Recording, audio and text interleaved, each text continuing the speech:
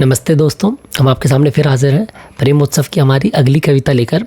इस कविता में हम प्रेम का जो हमारा इतिहास चल रहा था, जो हमारा अध्याय चल रहा था, जो 2 अध्याय में हम पहले आपको बता चुके हैं कि प्रेम का इतिहास पढ़ाया क्यों जाना ज़रूरी है, या प्रेम के इतिहास को समझना क्यों ज़रूरी है।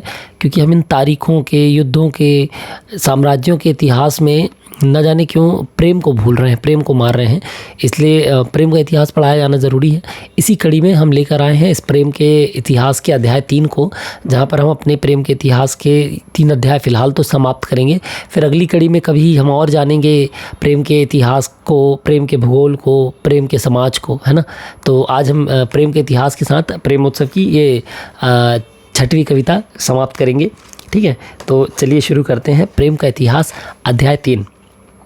चलो कि कुछ नया रचें हम, कि नए प्रारूप से नया भूगोल बनाकर पृथ्वी को चपटा कर दें, कि ये गोल घूम घूम कर युद्धों के बोझ से थक गई होगी बहुत, कि दूर से इसको देख कर शुक्र और मंगल भी इतराकर मानते होंगे ब्रह्मांड का शुक्रिया, कि अच्छा है वहाँ नहीं है कोई मानव जीवन का अंश, वरना वहाँ भी इतिहास बनने के लिए करने पड़ते पहले निरर्थक से युद्ध, जिसमें जीतने के बाद करना पड़ता है संघर्ष जीवित रहने के लिए, और मरने के बाद बनना पड़ता है प्रेरणा अनगिनत युद्धों को रचने के लिए निरंतर।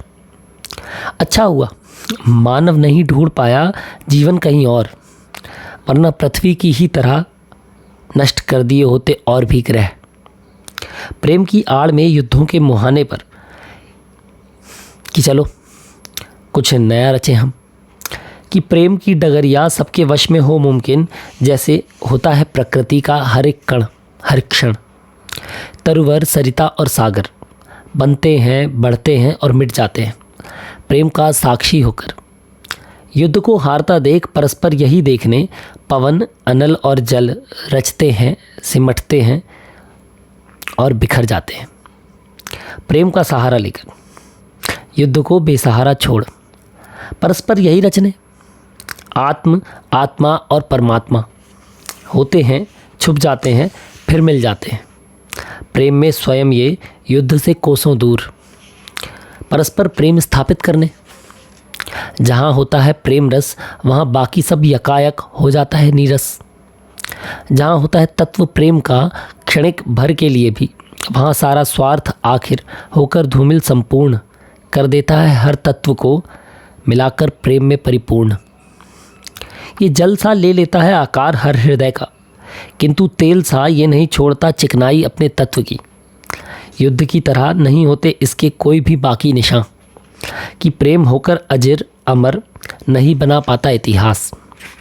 कि या तो होता है प्रेम या नहीं ही होता, किंतु प्रेम सा कुछ नहीं होता, ना हुआ था कभी ना हो पाएगा। कि प्रेम करने या प्रेम में होने के लिए समझना पड़ता है सहजता से, सरलता से इस सुलझे से बिखरे हुए प्रेम को। कि चलो कुछ नया रचें हम, बिना डरे, बिना रुके और बिना संकोच किए। चलो कुछ नया रचें हम प्रेम को पाने के लिए।